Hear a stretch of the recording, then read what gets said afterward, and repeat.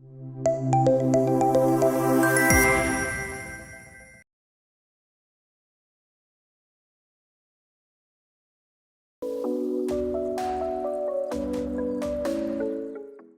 hello friends. We have the principal of the school, a very renowned school, Meridian School, Uppal from Secunderabad, Ms. Roja Paul K. We welcome you in today's event, Roja ma'am.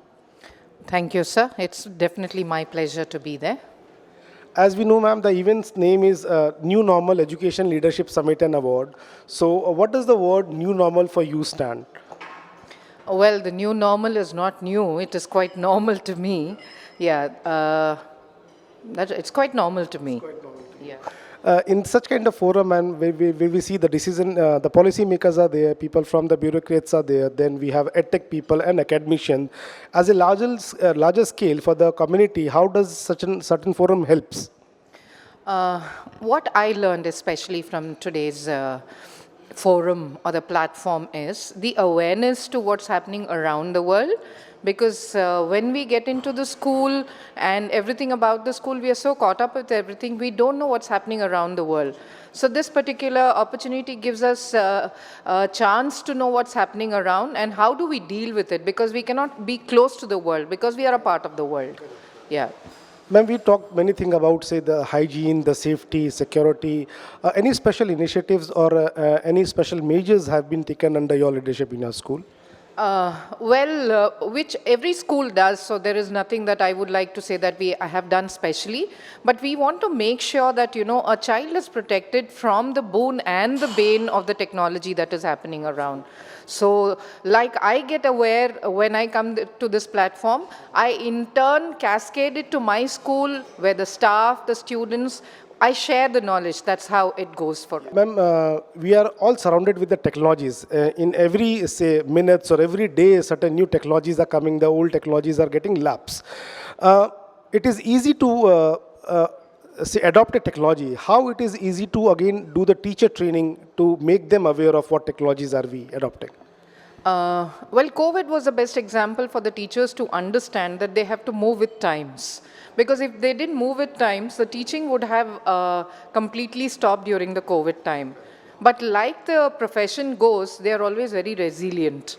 They've always matched the expectation and many times rised above. So yeah, technology is there, but we have to move with times to make sure we are ready for the children whom we are teaching. So what are the measures or the factors, ma'am, which you have taken to make your teachers motivated and, at par ki, whatever profession they are into, they are doing it enthusiastically and energetically? They are not enthusiastic. First of all, the teachers, they love their book in their hand. They like to be called the proprietors of knowledge. For them to shift the focus from being a proprietor to a facilitator takes a lot of training. So it does have its own process and time that it takes. But yes, end of the day, they do come around because they know that they mean the best for the student. So there is initial resistance, but when they find it necessary and they find it quite engaging and it's a learning experience, they come around.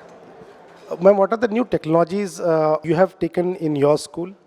My particular school is completely digitally enabled. All the classrooms are digitally enabled. Every classroom has the access to internet. We've not given it to the student because there is an underlying need that the child should be kept away from the device. Indirectly, they can be accessed via the teacher, just like how we would like for a child to be supervised at all time where there is a device at with the parent. Likewise, at the school too, it is we who decide how much is too much. Yeah. In few lines, ma'am, would you like to brief a little bit more about your institution, how old the institution is, and what is the overall, say, the student capacity? Yeah. This particular branch is just about 3 years old. Like I always tell, I called it 3 years old because our school opened when the world was closed. March 2020 we opened. So 2 years, it's because of technology that the school survived. So I have to give the credit because if it is surviving today, technology helped us. So now we are only going better than that to make sure that the children are ready for it.